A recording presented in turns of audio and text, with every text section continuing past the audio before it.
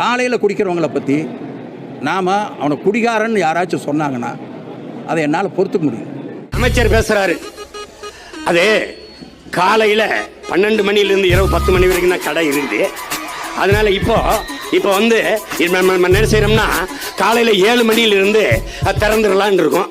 ஏன்னா கடும் வேலைக்கு போடுறவங்க, இப்போ கட்டட வேலைக்கெல்லாம் போறவங்க கொஞ்சம் குடிச்சிட்டு போனா அங்கே மேலே இருந்து கீழே விழுந்து சாகிறதுக்கு வசதியாக இருக்கும். அறிவு பாரு அந்த இங்க பாருங்க நான் சொல்லிட்டேன் பாருங்க, காலையில குடிக்கிறவங்களை யாராவது குடிகாரன்னு சொன்னீங்க நான் கடும் கோவம் ஒத்துக்கிற மாட்டேன் நான். டேய் உங்ககிட்ட நாங்க சிக்கிக்கிட்டு படுற பாடு இருக்கடா வா, பெரும்பாடு.